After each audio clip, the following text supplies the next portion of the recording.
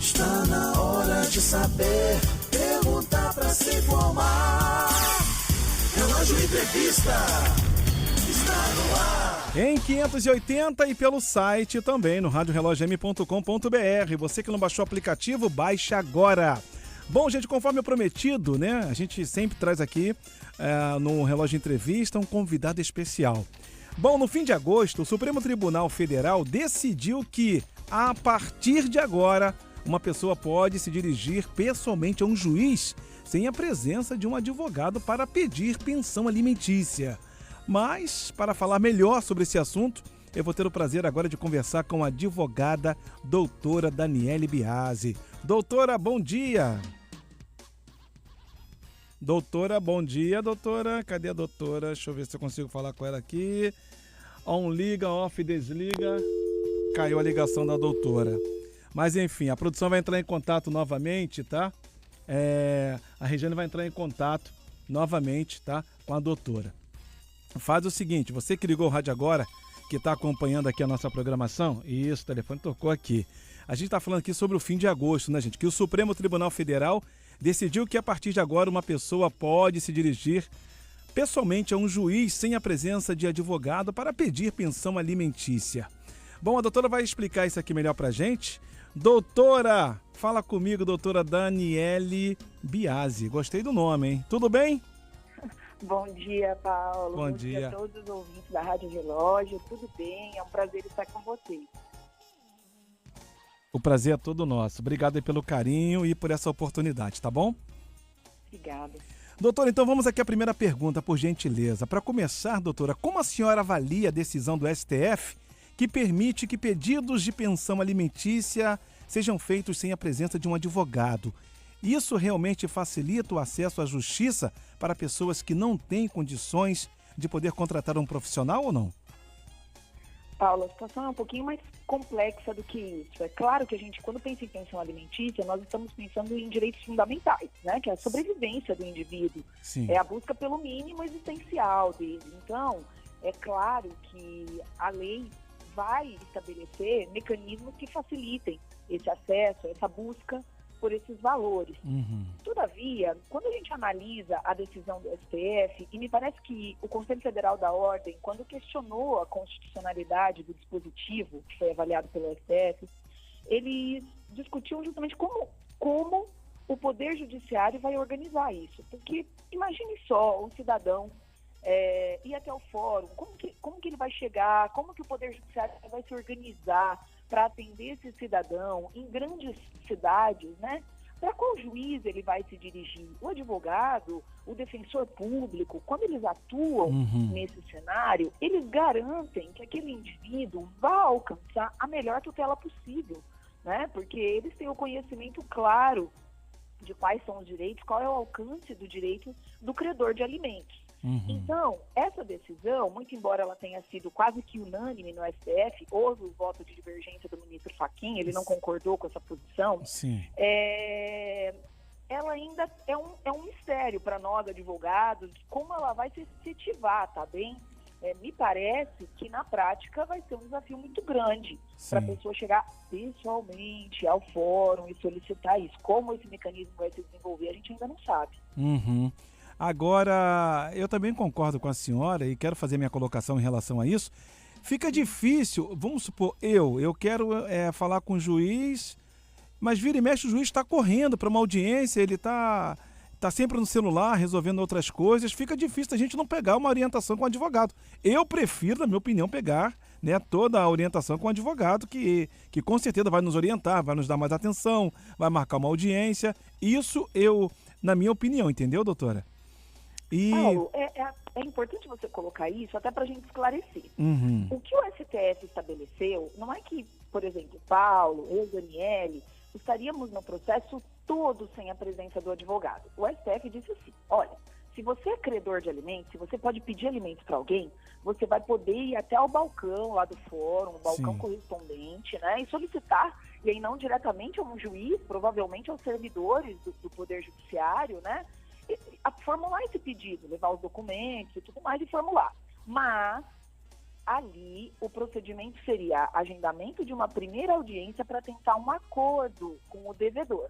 Se não houvesse esse acordo, teria que constituir um advogado para garantir o quê? A ampla defesa, o devido processo legal, o melhor acesso à justiça, né? Esse direito à defesa técnica. Então, não é que a pessoa ficaria todo o processo sem essa defesa. Mas, como você disse, a gente não sabe. Você já viu as pequenas causas? Você lembra desse termo, pequenas causas? A gente chama isso de juizado especial. Sim.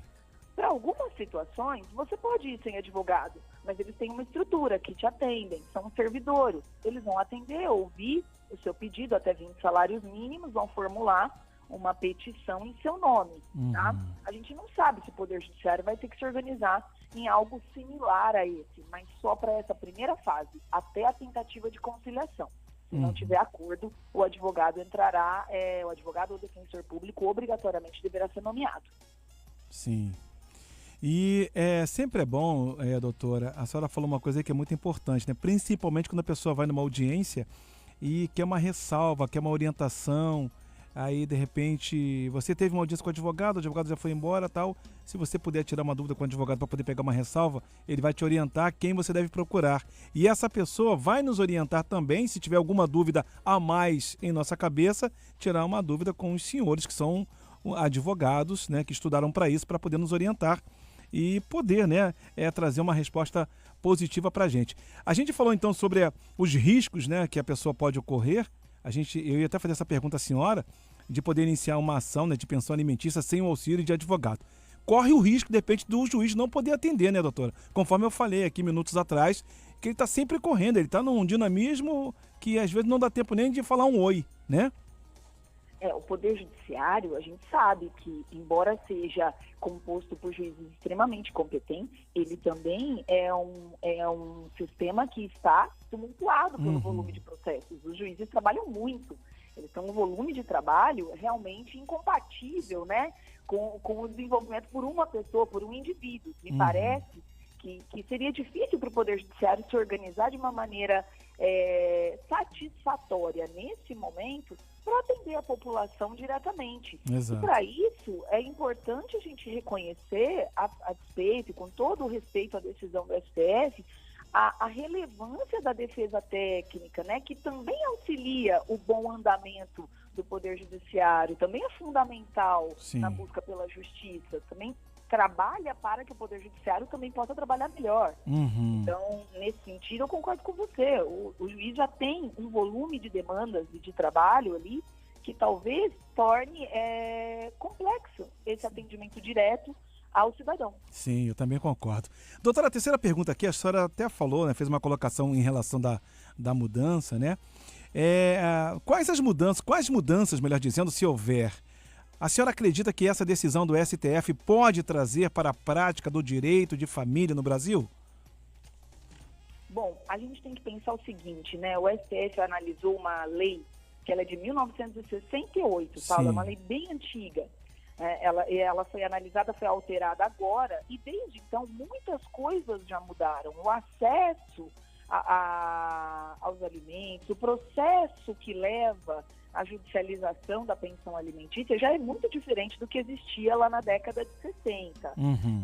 O que me parece aqui é que a decisão não deixa claro como o Poder Judiciário, eles não tratam dessa organização, só trata que seria possível o pedido pessoalmente. Nós ainda não sabemos como isso vai se estruturar na prática, né? Então, o que eu oriento a todo cidadão que hoje precise, né, esteja aí nesse dilema de depender da pensão de alguém e um devedor que não paga, que seja pai, mãe, que não paga alimento e precisa questionar isso, a minha orientação para aqueles que não podem contratar um advogado, que busquem a Defensoria Pública, que busquem os convênios de assistência judiciária gratuita que a OAB mesma promove, para garantir um acesso a uma defesa técnica mais adequada, porque hoje o Poder Judiciário, na data de hoje, a gente ainda não sabe como que vai ser sua organização, não houve nada a esse respeito na decisão.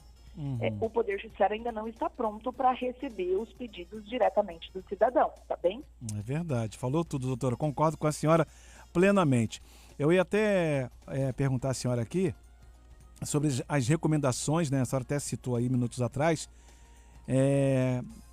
Que tipo de recomendações a senhora daria, no caso, para uma pessoa que deseja dar entrada a um pedido de pensão alimentícia sem um advogado? A senhora citou mais ou menos um pequeno trecho para a gente, mas para a gente poder finalizar com chave de ouro. Como eu disse, Paulo, a gente ainda não sabe como que isso vai se desenvolver por todo o Brasil. Sim. Cada tribunal de justiça de cada estado tem a sua dinâmica de funcionamento, tá? Sim. Então, é claro que as portas da justiça estão abertas para todos nós, é assim que deve ser. Se um cidadão tiver dúvida e quiser procurar, né, o fórum da sua cidade, se informar a esse respeito, ele vai ver se já existe uma estrutura, se já foi estabelecida uma estrutura, eu não tenho conhecimento disso até o momento, para atendê-lo nesse pedido inicial, para que seja agendada a tentativa de conciliação. Mas aqui eu vou reiterar o que eu acho que é a orientação mais adequada. Busque uma assistência técnica, busque a defensoria pública, busque a assistência judiciária, o convênio da assistência judiciária da OAB. Isso são 2 vias muito importantes para quem não tem condições de arcar com os custos de um advogado. E aqueles que podem contratar um advogado particular, busquem um profissional de sua confiança, porque eu acredito que hoje essa é ainda a melhor maneira de obter a defesa técnica e adequada na busca pela pensão alimentícia. Concordo com a senhora plenamente. Você que está nos ouvindo, você que está acompanhando a gente aí pela internet, pelo site, só para lembrar vocês aí que eu conversei com a advogada doutora Daniele Biasi. O nome é bonito, Biasi, sobrenome bonito, hein, doutora? Com todo respeito que eu tenho pela Vossa Excelência. Puxa, muito obrigada, eu agradeço, Paulo. Eu que agradeço. Bom, falamos sobre a liberação do pedido de pensão alimentícia, né, sem um advogado. Eu não recomendo que você vá diretamente querer parar o juiz no meio do corredor, não, meu amigo. Eu aconselho você procurar um advogado mais próximo aí da sua casa, conforme a doutora mesma citou aqui, um advogado que seja de confiança. Doutora, mais uma vez, muito obrigado pelo seu carinho, por essa recepção. Suas considerações finais, pode ficar à vontade. As pessoas que quiserem, de repente, tirar uma dúvida com a senhora, quiser marcar uma audiência com a senhora, como é que faz? Olha, respeitando até o Estatuto da Ética e da Advocacia, eu não posso apresentar aqui o meu contato profissional. Não, sem a forma de se expressar mesmo. Sim. Como professora, eu tenho sim uma rede social, é Daniele Biasi, no Instagram, se quiser, lá tem bastante notícia de direito. Boa. E a gente pode trocar ideias.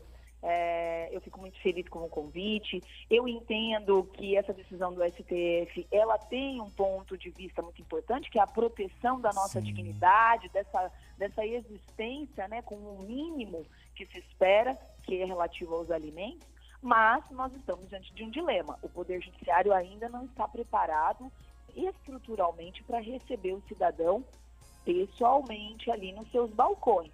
Então, enquanto isso não acontecer, o conselho segue firme. Procure aí um defensor público ou um advogado para que eles te orientem adequadamente. Com certeza. E eu vou seguir a senhora lá, tá, doutora? Combinado. Muito obrigada, Paulo. Obrigado. Um beijão para a senhora aí. Boa quarta-feira, tá? Obrigado por essa entrevista. Outro, igualmente. Tchau, um tchau. Abraço. Um abraço. Bom, gente, lembrando que quem ficou interessado ou interessada quer ouvir de novo, ouviu só uma parte, essa entrevista ficará disponível a partir de amanhã em formato de podcast nas principais plataformas digitais. Portanto, essa edição foi pra conta, hein, meu amigo? Muito bom dia pra você. Simbora!